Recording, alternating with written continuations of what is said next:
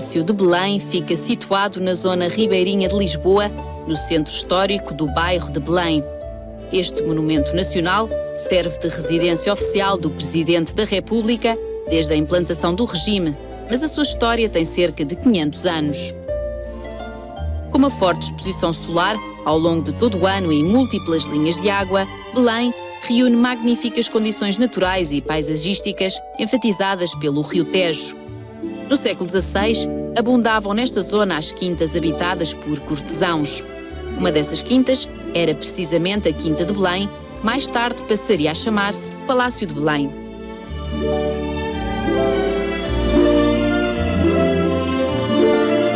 O primeiro proprietário foi Dom Manuel de Portugal, um homem da grande nobreza do século XVI, poeta próximo de Luís Vaz de Camões, e que comprou a quinta aos frades jerónimos, instalados num mosteiro próximo. Dom Manuel construiu o núcleo primitivo do edifício, paralelamente ao rio, numa altura em que as margens do rio Tejo chegavam muito perto da propriedade.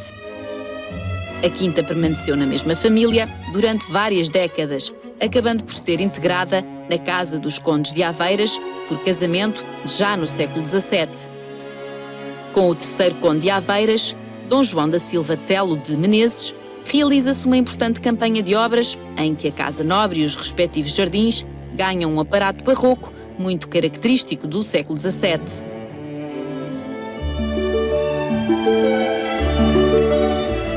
No ano de 1726, o destino desta propriedade mudou para sempre com a sua aquisição pelo rei Dom João V ao Conde de Aveiras. O magnânimo adquiriu também uma série de terrenos adjacentes, o que fez aumentar consideravelmente a dimensão da Quinta de Belém. Por volta de 1780, a rainha Dona Maria I, neta de Dom João V, promove novas e grandes obras na Real Quinta de Belém, mantendo-se a função de palácio de recreio durante várias décadas. No final do século XIX, o palácio será alvo de nova campanha de obras para acolher os príncipes Dom Carlos e Dona Amélia, que escolheram o Palácio de Belém para viverem após o casamento em 1886.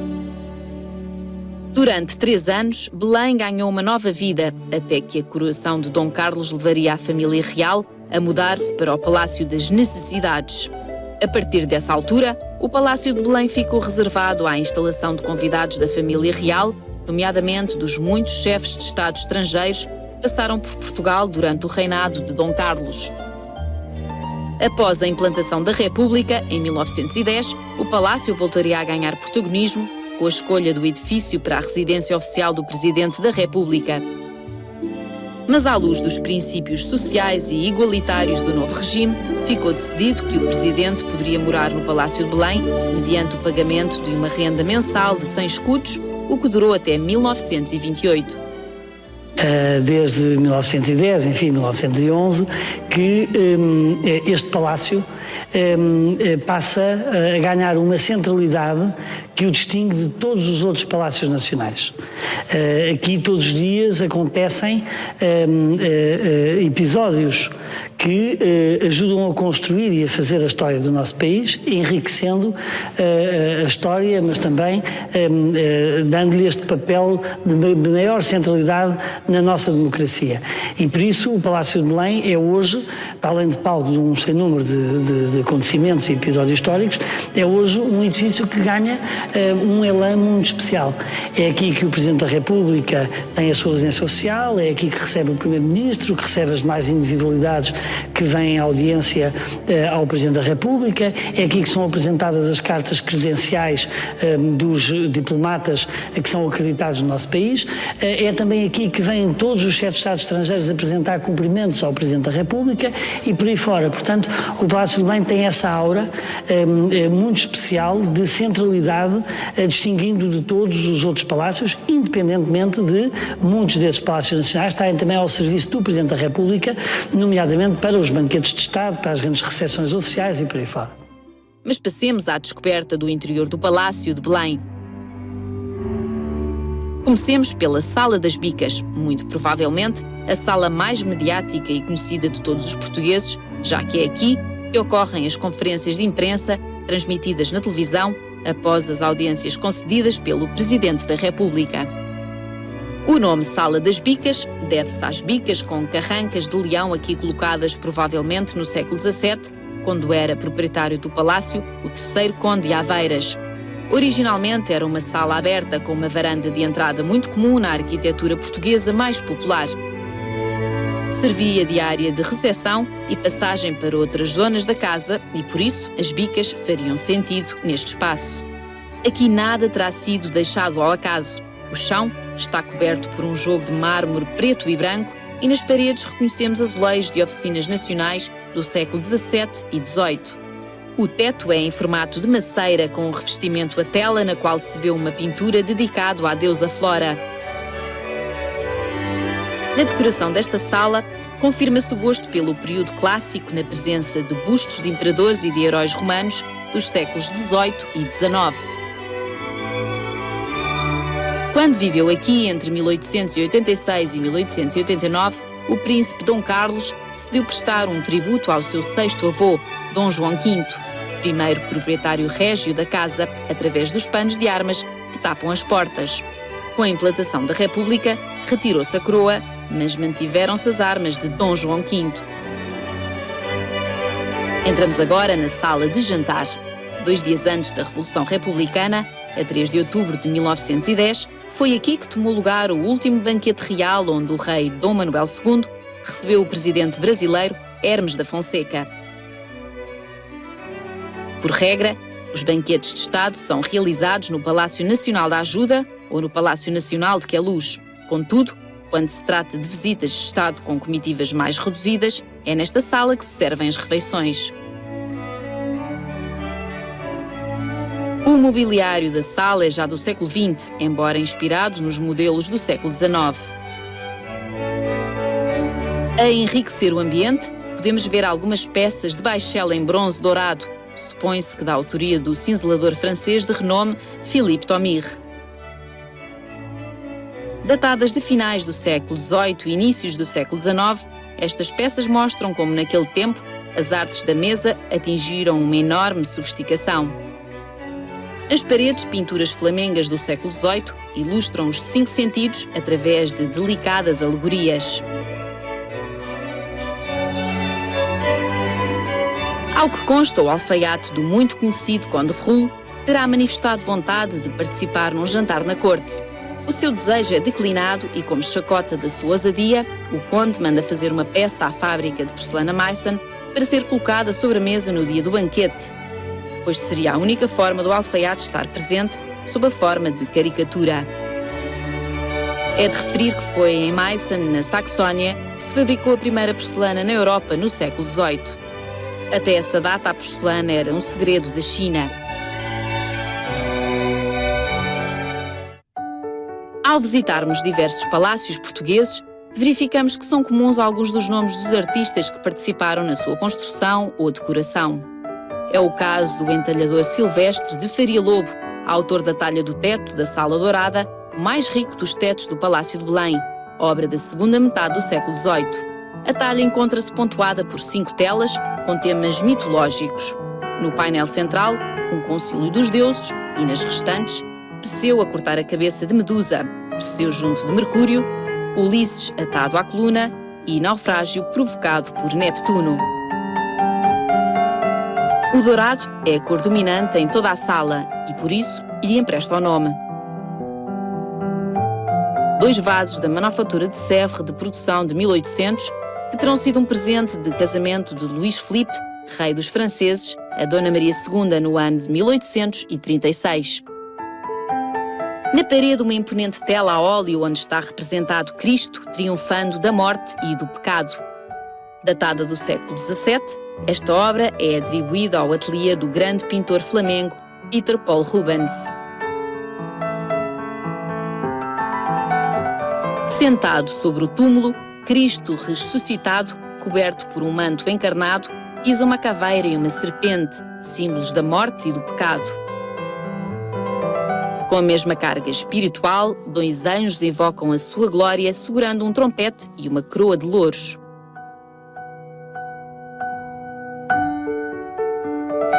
Do lado oposto, 2 vasos de porcelana da centenária Vista Alegre datados de 1856 e que terão sido encomendados para festejar a coroação do rei Dom Pedro V.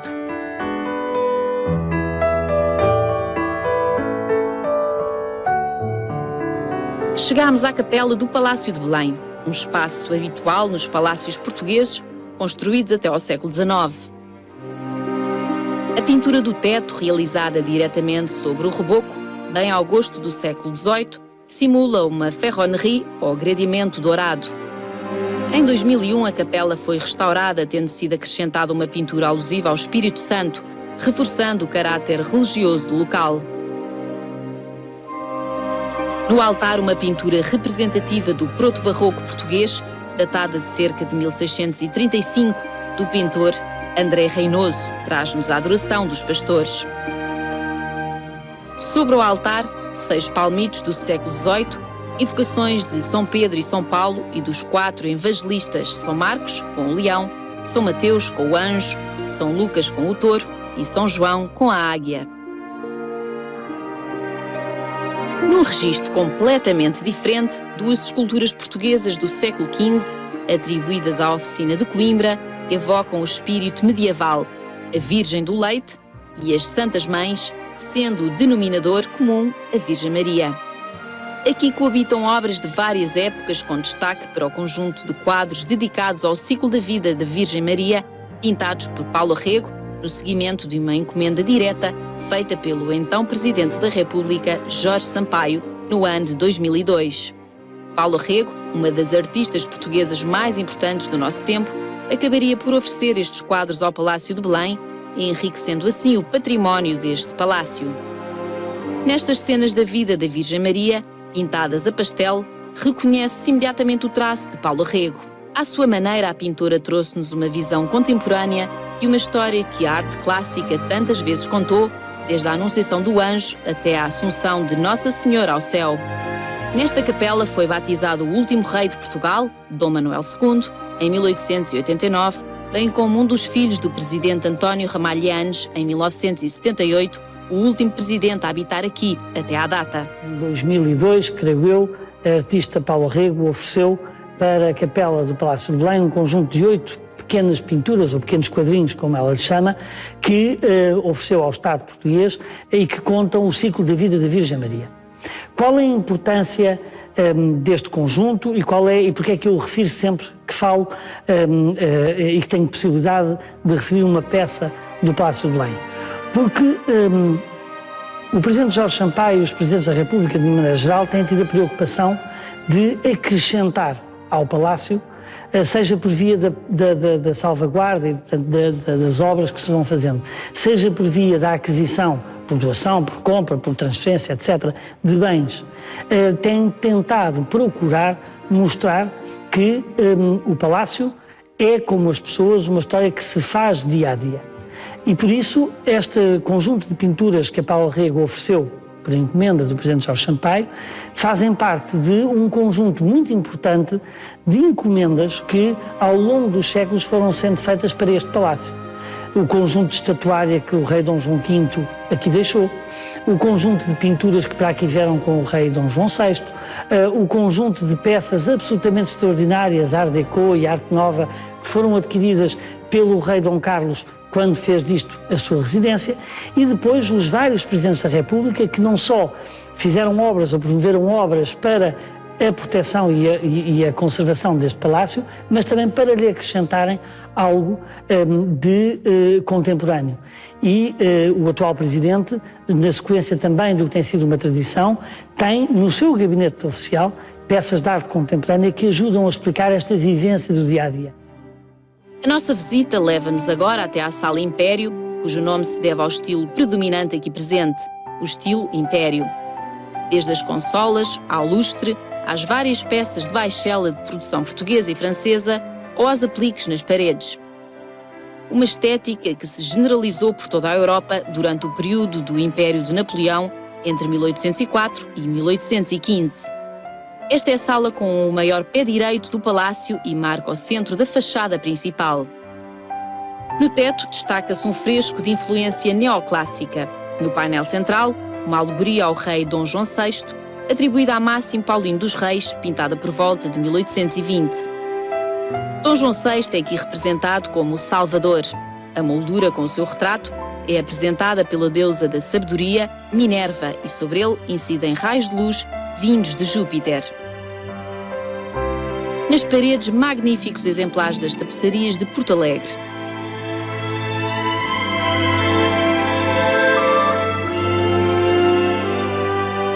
Trata-se da reprodução dos frescos pintados por Almada Negreiros para a Gar Marítima de Alcântara em 1945, passado para o ponto único das tapeçarias de Porto Alegre.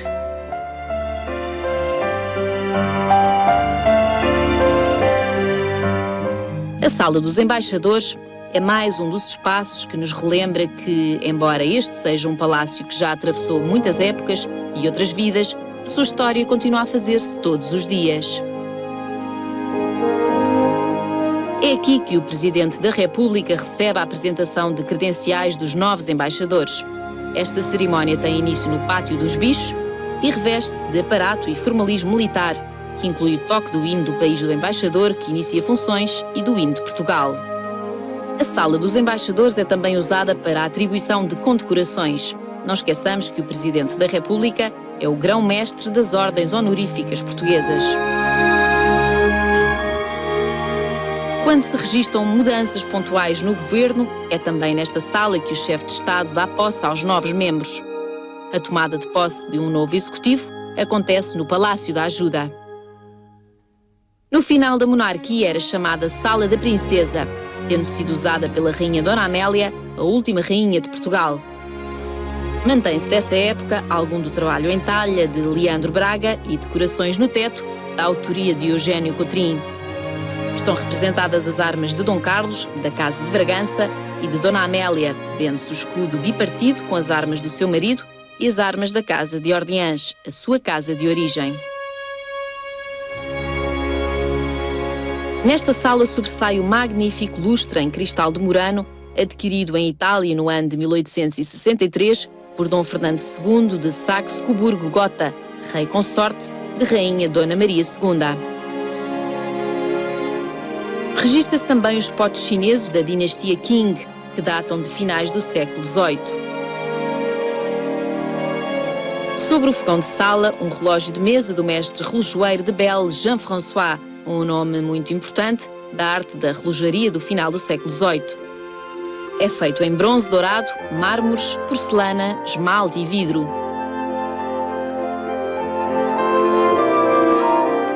Tal como todas as outras, esta sala de aparato terá sido revestida perto do final do século XIX, com parquet de madeiras exóticas colocados sobre uma opção geométrica.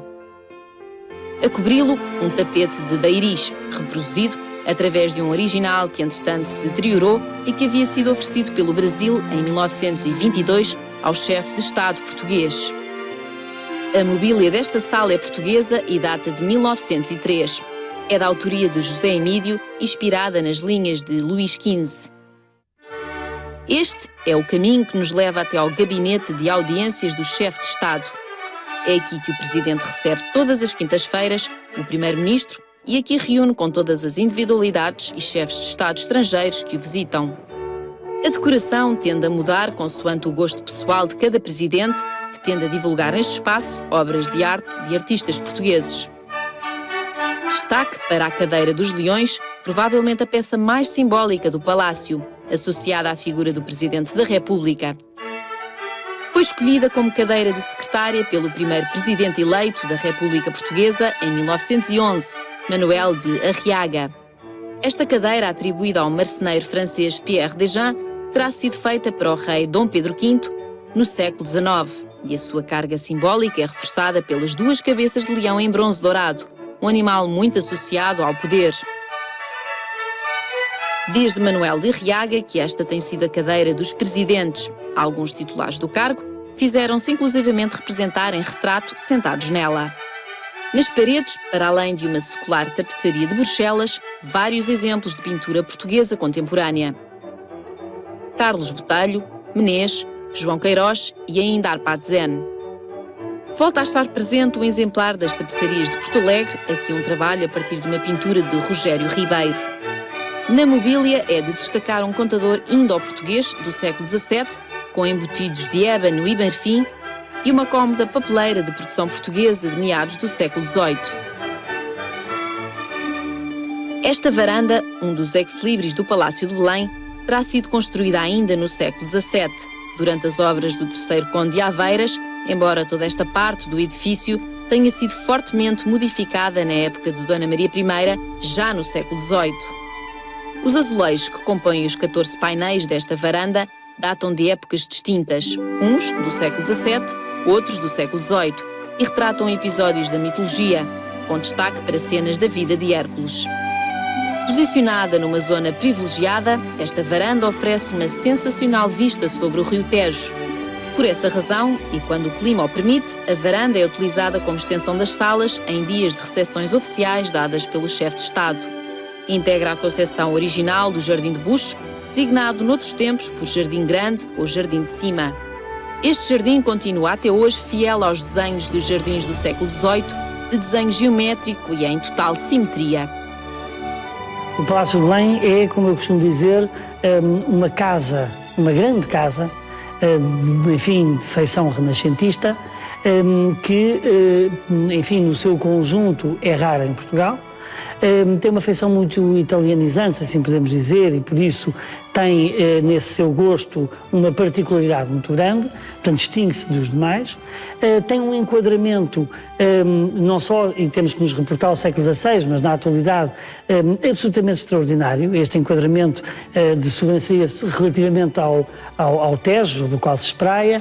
Este enquadramento também do jardim tropical, atual jardim tropical, que era a Quinta do Outeiro da Vinha, que pertencia ao Palácio de Belém, e tem nos seus jardins, no complexo dos seus jardins, um conjunto absolutamente extraordinário que lhe dão não só uma escala humana muito grande, dignificando de alguma maneira também nesse seu conjunto, mas dão-lhe, como eu digo, este lado também ele bastante eclético, ou seja, de uma casa renascentista, de uma encomenda de um grande mecenas, que é uma residência oficial do chefe do Estado de um determinado país, mas que depois tem esta relação humana entre os inquilinos, entre os seus habitantes e a própria escala do edifício, no enquadramento dos seus jardins. Tudo tem o seu lugar certo, desde a estatuária à mesa de merendas, à casa de fresco ninfeu, onde vimos encontrar a beleza das coisas simples.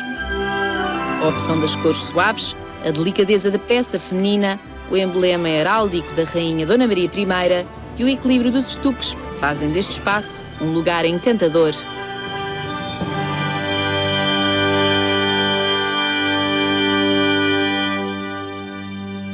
No dia 1 de novembro de 1755, quando o histórico terremoto se abateu sobre Lisboa, a família real encontrava-se justamente no Palácio de Belém. Nesta zona da cidade, os efeitos da catástrofe foram menores, pelo que nem a família real nem o palácio foram afetados. O mesmo não aconteceu com o Palácio Real, situado no Terreiro do Paço, que foi completamente arrasado. Consequentemente, foram montadas neste jardim várias tendas onde o rei Dom José e a família viveram durante vários meses, até que ficasse pronto o novo palácio. O tremendo susto e o receio de réplicas levaram a que Dom José recusasse morar num palácio de pedra, ordenando a construção de um palácio em madeira no topo da colina, que ficaria conhecido por Real Barraca da Ajuda.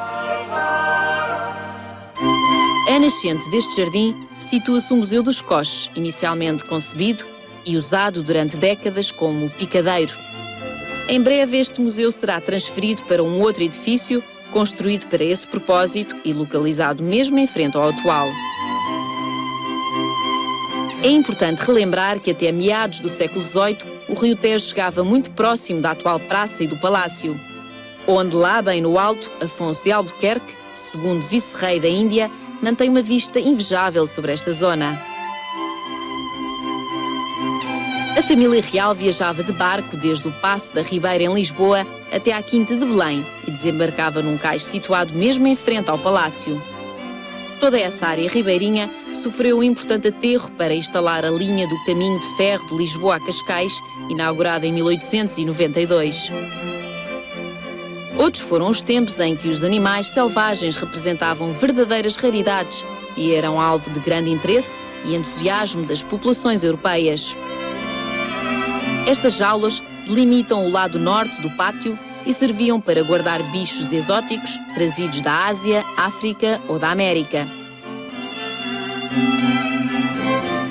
Mais acima, numa área hoje pertencente ao atual Jardim Tropical e que está fora da tutela da Presidência da República, habitavam elefantes, camelos, ursos, zebras, entre tantos outros. Desses tempos ficou o nome desta zona do palácio, Pátio dos Bichos.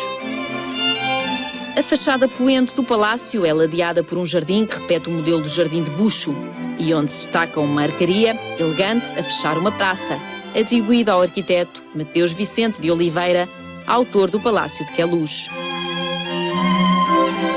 Estes maravilhosos pavilhões foram construídos para alojar aves exóticas que chegavam do Império Português durante o reinado de Dona Maria I no século XVIII.